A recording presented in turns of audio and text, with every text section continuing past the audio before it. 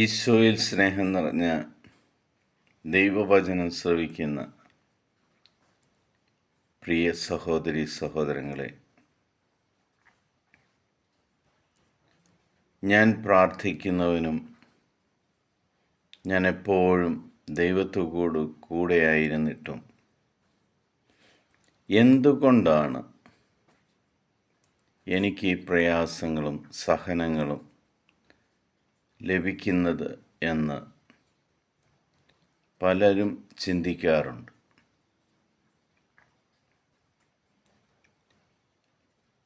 ദൈവസന്നിധിയിൽ പ്രധാന പുരോഹിതനായി നിന്നുകൊണ്ട് ദൈവത്തെ സേവിക്കുവാനും ദൈവത്തിൻ്റെ മുന്നിൽ നീതിമാനായി നിൽക്കുകയും കർത്താവിൻ്റെ കൽപ്പനകൾ പാലിച്ചുകൊണ്ടിരുന്ന ഒരു മഹാപുരോഹിതനെക്കുറിച്ചാണ്. അവന് ലഭിച്ചിട്ടുള്ള സഹനങ്ങളും ആ സഹനങ്ങളിലൂടെ ദൈവാനുഗ്രഹം എങ്ങനെയാണ് ലഭിക്കുന്നതെന്നും വളരെ വ്യക്തമാക്കുന്ന സുവിശേഷ ഭാഗമാണ് ഇന്ന് നമ്മൾ ശ്രവിക്കുന്നത്. ലൂക്കാ എഴുതിയ സുവിശേഷം 1-ാം അധ്യായം 5 മുതലുള്ള തിരുവചന ഭാഗം. ഹെറോദേസ് യൂദയ രാജാവായിരുന്ന കാലത്ത് അബിയായുടെ ഗണത്തിൽ സക്കറിയ എന്ന ഒരു പുരോഹിതനുണ്ടായിരുന്നു. അഹ്റോൻ്റെ പുത്രിമാരിൽപ്പെട്ട എലിസബത്തായിരുന്നു അവൻ്റെ ഭാര്യ. അവർ ദൈവത്തിൻ്റെ മുമ്പിൽ നീതിനിഷ്ഠരും കർത്താവിൻ്റെ കൽപ്പനകളും പ്രമാണങ്ങളും കുറ്റമറ്റ വിധം അനുസരിക്കുന്നവരുമായിരുന്നു. അവർക്ക് മക്കളുണ്ടായിരുന്നില്ല. എലിസബത്ത് വന്ധ്യയായിരുന്നു. ഇരുവരും പ്രായം കവിഞ്ഞവരുമായിരുന്നു.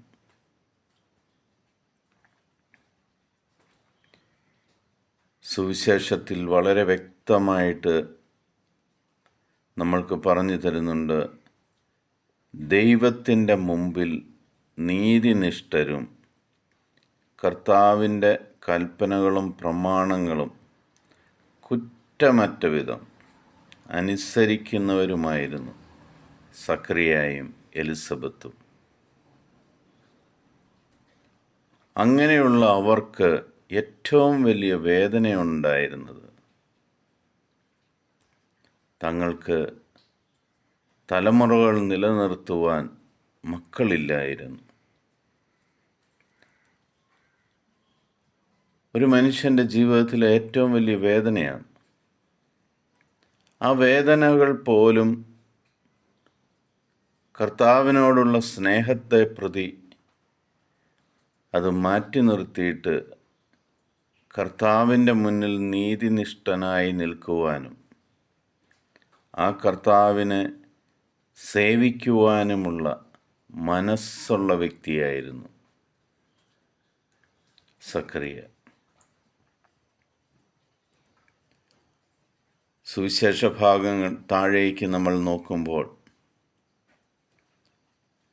ദൈവത്തെ ആരാധിച്ചുകൊണ്ടിരിക്കുന്ന സക്കറിയയ്ക്ക് ദൈവം ദൂതനിലൂടെ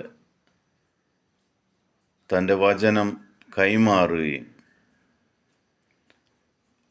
ആ ദൈവവചനത്തിലൂടെ അവനെ ഏറ്റവും സന്തോഷകരമാവുന്ന ഒരു സന്ദേശം കൊടുക്കുമ്പോൾ, നീയൊരപ്പനാകും, നിനക്കൊരു മകനുണ്ടാകും,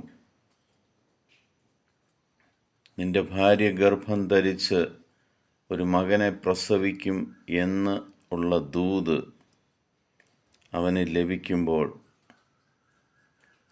അവൻ ആ വചനം വിശ്വസിക്കുവാൻ ഒരു സാധാരണ വ്യക്തിയെപ്പോലെ സംശയം പ്രകടിപ്പിക്കുന്നു.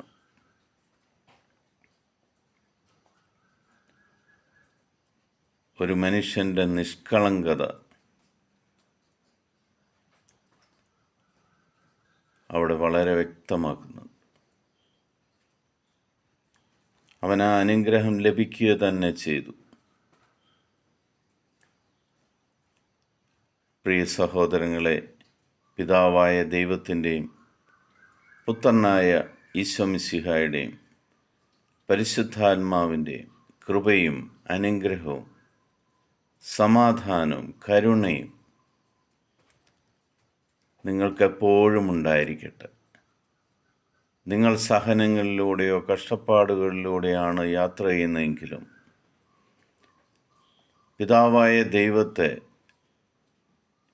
യേശുക്രിസ്തു മുഖേന യേശു വഴി നിങ്ങൾ മുറുകെ പിടിച്ച് ദൈവത്തിൻ്റെ മുന്നിൽ നീതിനിഷ്ഠരും കൽപ്പനകൾ അനുസരിക്കുന്നവരുമായി നിന്നു കഴിഞ്ഞാൽ നിങ്ങളുടെ പ്രാർത്ഥനയ്ക്കും ദൈവം മറുപടി തരും. നിങ്ങളുടെ വേദന എന്തായിരുന്നാലും അത് ഇന്ന് ദൈവം മാറ്റും. നിങ്ങളുടെ ഇന്നത്തെ ദിവസം അനുഗ്രഹമായി മാറട്ടെ എന്ന് പ്രാർത്ഥിക്കുന്നു. ഈശോ മിശിഹായ്ക്ക് സ്തുതിയായിരിക്കട്ടെ.